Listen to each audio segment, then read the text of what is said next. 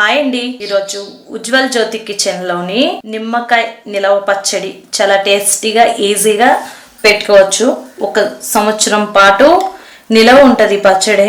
మనం టిఫిన్ లోకి, ముఖ్యంగా ఇడ్లీలోకి లేదా దోశలోకి కూడా చాలా టేస్టీగా ఉంటది. ఇలా ట్రై చేయండి, సూపర్ ఉంది నిజంగా. రైస్ లో కలుపుకొని తింటే. వీడియో మీకు నచ్చిందనే అనుకుంటున్నాను.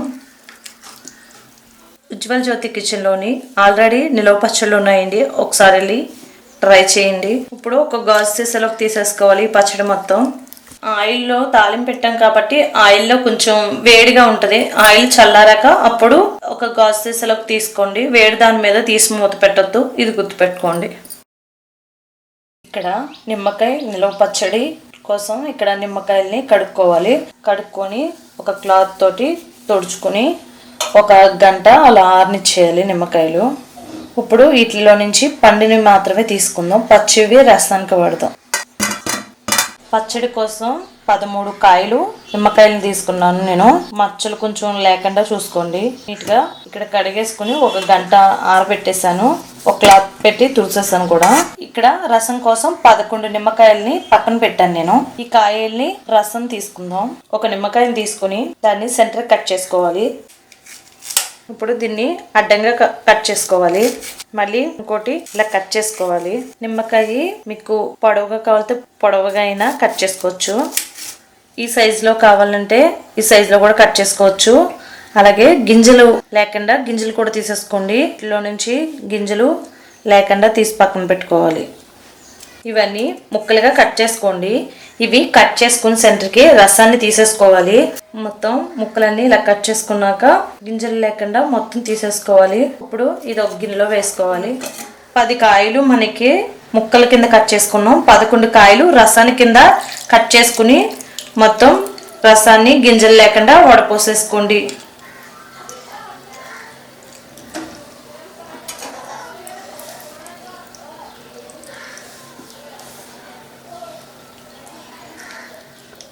ఒక స్పూన్ సాల్ట్ని తీసుకుంటున్నాను నేను. 1 స్పూన్ పసుపుని తీసుకుంటున్నాను. ఇప్పుడు ఉప్పు పసుపు కలిసేటట్టు ముక్కల్లోని నిమ్మరసంలోని కలుపుకోవాలి. ఇప్పుడు పసుపు ఉప్పు కలుపుకున్నాక కొంచెం అంత వాటర్లోని ఉప్పు సరిపోయిందో లేదో చూసుకోవాలి. ఇక్కడ ఉప్పు సరిపోయిందండి. ఇప్పుడు ఒక గాజు సీసా తీసుకోవాలండి. మీరు ప్లాస్టిక్దైనా తీసుకోవచ్చు. ఇప్పుడు ఇందులో వేసేసుకోవాలి. శుభ్రంగా కడుక్కొని పొడిగుడ్డతో తుడుచుకొని ఎండలో కాసేపు ఆరబెట్టుకొని అప్పుడు వేసుకోవాలి. మనకి పచ్చడి అనేది ఎప్పుడు నిల్వ ఉండాలంటే తడి అనేది తగలకూడదు.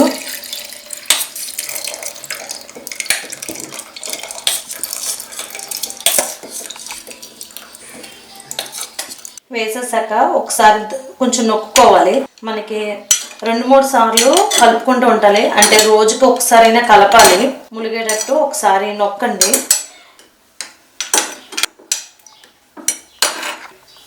ఇప్పుడు మూత పెట్టుకోవాలి దీనిపైన. అలాగే ఈ పచ్చడి మనకి ఒక 4 రోజులు పక్కన పెట్టేయాలి. ఒక 4 రోజుల తర్వాత అప్పుడు నిమ్మకాయ పచ్చడికి పనిచేస్తుంది అనమాట. నిమ్మకాయ ఊరాలి. రోజుకు ఒక్కసారైనా కలుపుకుంటూ ఉండాలి. మనకి 4 రోజులు పక్కన పెట్టాలి కాబట్టి ఒకసారి మూత తీసుకుని కలుపుకొని మళ్ళీ మూత పెట్టేయాలి. ఇక్కడ నిమ్మకాయ పచ్చడి కోసం మనం నిమ్మకాయలు 4 రోజులు పక్కన పెట్టమన్నాను. ఇక్కడ నేను ఒక 10 రోజులు పెట్టేసాను పక్కన. సో ఇలా ఊరాయండి. మనకి ఒక 15 రోజుల పాటు ఊరినా పర్వాలేదు. నిమ్మకాయ అనేది పాడవదు, ఇంకా ఊరి టేస్టీగా అనిపిస్తుంది. ఇప్పుడు వీటిని పక్కకు తీసేసుకోవాలి ఒక బౌల్లోకి.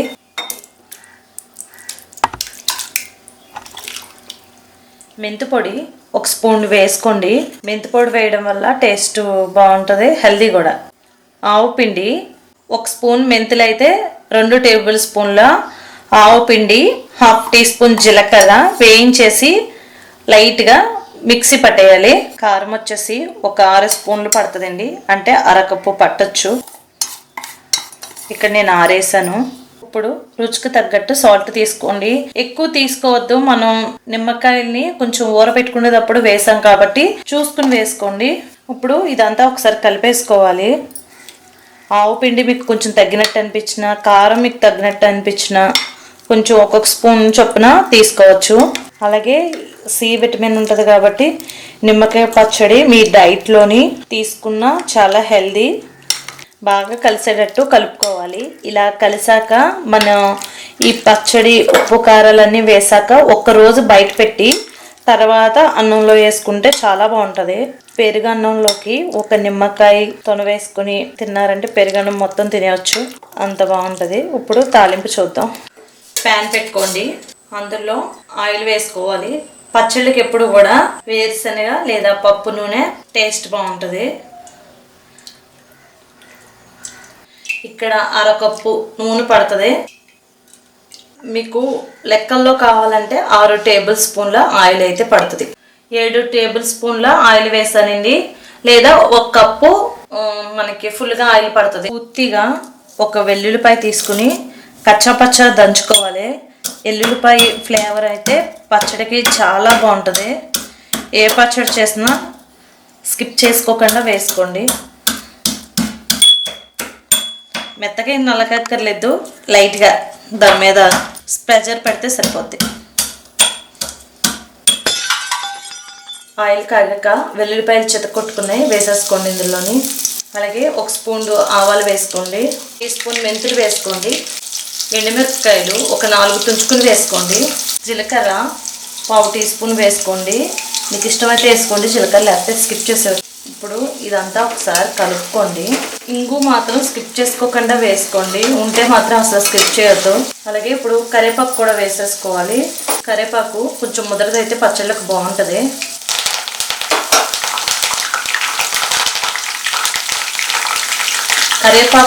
కరివేపాకులో నుంచి పచ్చివాసన బాగా పోవాలి, క్రిస్పీగా అయిపోవాలి. కరివేపాకులో తడి ఉంటే మాత్రం పచ్చడి అనేది బూజు వచ్చేస్తుంది. ఇక్కడ కరివేపాకులోని పచ్చివాసన పోయిందండి. ఇక్కడ పోపు మొత్తం కూడా బాగా వేగింది. మనకి స్టవ్ ఆఫ్ చేసేసుకోవచ్చు. ఇప్పుడు స్టవ్ ఆఫ్ చేసేసాక అప్పుడు పచ్చడి విందులో వేసి కలుపుకోవాలి. నా దగ్గర ఇంగువ లేదని మానేసాను, ఉంటే కనుక వేసుకోండి. ఇప్పుడు పచ్చడి వేసేసుకుందాం. చల్లారాక అవన్నీ కలుపుకోకర్లే, స్టవ్ ఆఫ్ చేసేసి పచ్చడి వేసేసుకోవాలి.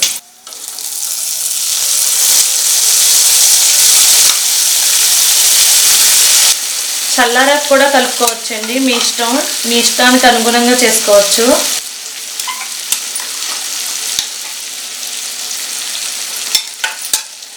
ఒకసారి కలుపుకోవాలి. పచ్చడి మొత్తం వేసేసాక ఉప్పు సరిపోయిందో లేదా ఒకసారి చెక్ చేసుకోవాలి.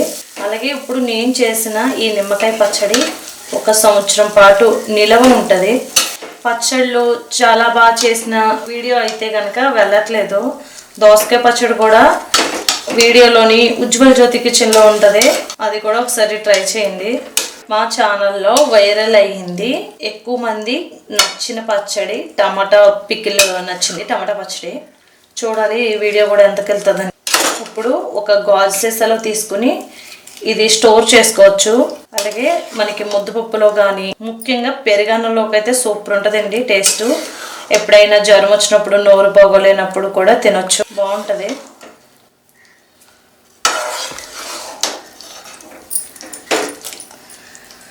ఈ పచ్చడి మనకి 1 రోజంతా బయటే ఉండాలండి, అప్పుడే మనకి తెల్లారి పొద్దున్న వేసుకోవడానికి బాగుంటుంది టేస్ట్. నిమ్మకాయలో ఎక్కువ సి విటమిన్ ఉంటుందండి.